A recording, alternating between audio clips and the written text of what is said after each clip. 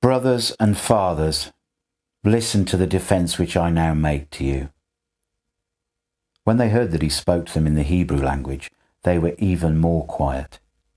He said, I am indeed a Jew, born in Tarsus of Cilicia, but brought up in this city at the feet of Gamaliel, instructed according to the strict tradition of the law of our fathers, being zealous for God, even as you all are today.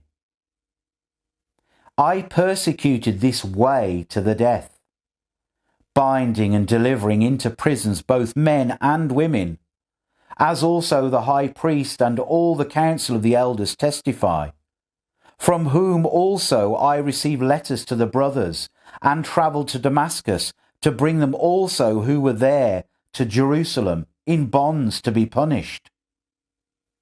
As I made my journey and came close to Damascus, about noon, suddenly a great light shone around me from the sky.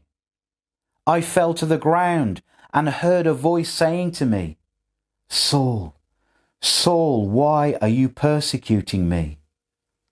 I answered, Who are you, Lord? He said to me, I am Jesus of Nazareth, whom you persecute. Those who were with me indeed saw the light and were afraid, but they didn't understand the voice of him who spoke to me. I said, What shall I do, Lord? The Lord said to me, Arise and go into Damascus. There you will be told about all things which are appointed for you to do. When I couldn't see for the glory of that light, being led by the hand of those who were with me, I came into Damascus.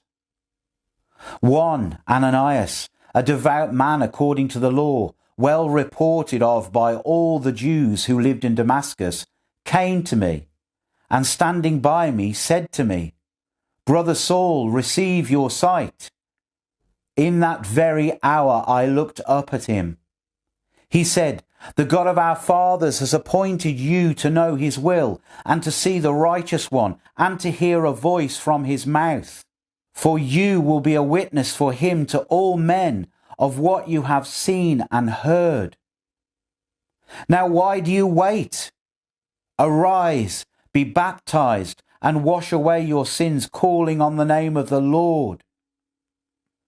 When I had returned to Jerusalem, and while I prayed in the temple, I fell into a trance, and saw him saying to me, Hurry and get out of Jerusalem quickly, because they will not receive testimony concerning me from you. I said, Lord, they themselves know that I imprisoned and beat in every synagogue those who believed in you. When the blood of Stephen, your witness, was shed, I also was standing by, consenting to his death and guarding the cloaks of those who killed him.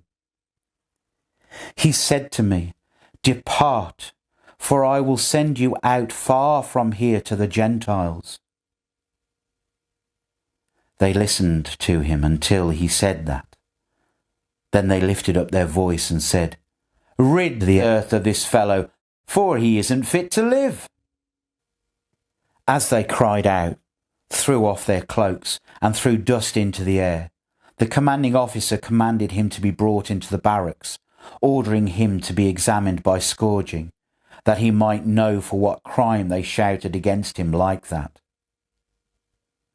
When they had tied him up with thongs, Paul asked the centurion who stood by, Is it lawful for you to scourge a man who is a Roman and not found guilty? When the centurion heard it, he went to the commanding officer and told him, Watch what you are about to do, for this man is a Roman. The commanding officer came and asked him, Tell me, are you a Roman? He said, Yes. The commanding officer answered, I bought my citizenship for a great price.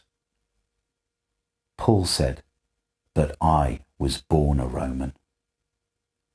Immediately those who were about to examine him departed from him, And the commanding officer also was afraid when he realized that he was a Roman, because he had bound him. But on the next day, desiring to know the truth about why he was accused by the Jews, he freed him from the bonds and commanded the chief priests and all the council to come together, and brought Paul down and set him before them.